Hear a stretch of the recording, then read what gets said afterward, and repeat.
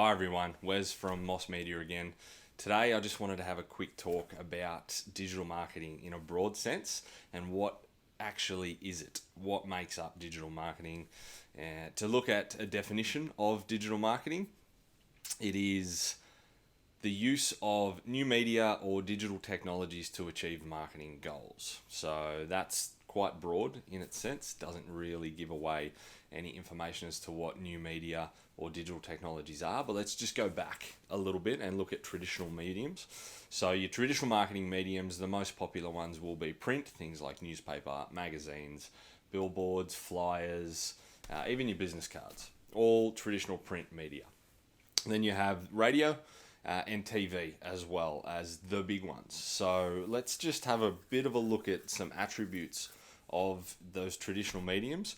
They tend to be a little bit more expensive. They are hard to measure as well. They're to a passive audience. And what I mean by that is the audience, the viewers, can't interact with you straight away. They're a one-to-many format, quite impersonal. So that's a little bit about your traditional marketing. So we've spoken about how it's impersonal, it's one-to-many, and those points. So how digital differs is that we can be super targeted. We have a lot of data. We can specifically pick out certain demographics that we want to talk to and not talk to the others. Whereas with the traditional mediums, you could still be targeted with your message, but you were still paying a premium because your message was still going to reach so many people that might have been outside of your target market. It's a one-to-one message. You want to construct your messages and your advertising as if you're talking to one person.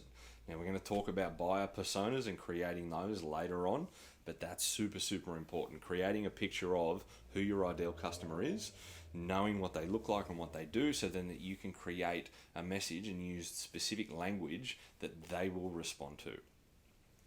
That's one of the reasons why digital is a little more effective, because people feel like the message is directed right at them. It's not a big, broad blanket message. It's directed straight at that one person. So they're going to tend to engage with that a little bit more. We can measure a lot better than we can with your traditional mediums. We can use Google Analytics. We can see the trends, we can see the exact numbers, we can see how many people liked a post and shared a post, and how many people viewed an email, how many people opened an email, how many people have clicked through to our website, and we know exactly where they clicked through from. So we can look at where all of our leads are coming from, and we can focus on the areas that work and then re-look at the areas that aren't working, and we can tweak it.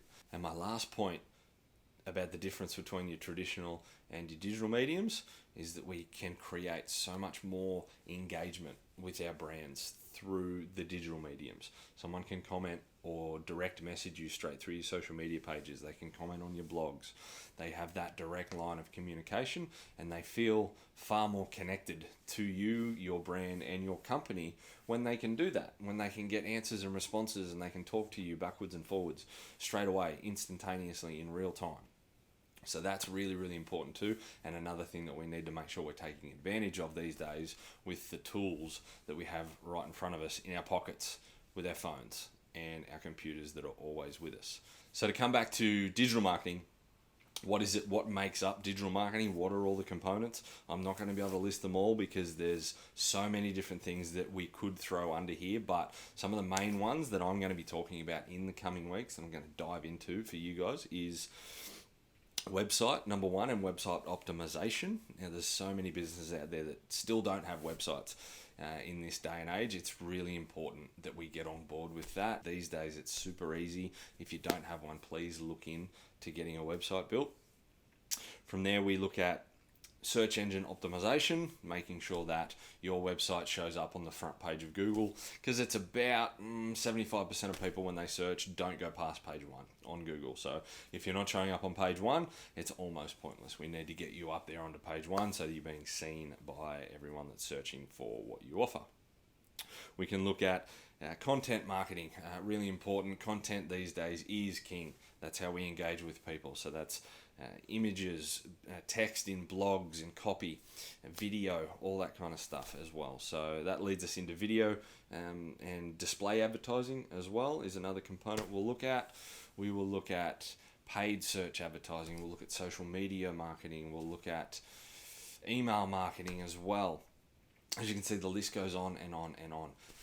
So we'll start to cover all that sort of stuff. But these are just a few of the things that make up what digital marketing is and how it differs a little bit from traditional marketing. So hopefully this sheds a little bit of light on some of the components of digital marketing, how it works a little bit more, why it works a little bit better and more effectively than traditional mediums, especially for small business, and also what we're going to talk about and how this is going to help you guys further through the content that I'm putting up. Now, as always, if you think I've missed anything or there's something you want me to include or any questions you guys have, please don't hesitate to throw a comment in or shoot me an email or a direct message on any of the socials. If you've loved what I've put out here and it's helped a little bit, please jump on and subscribe.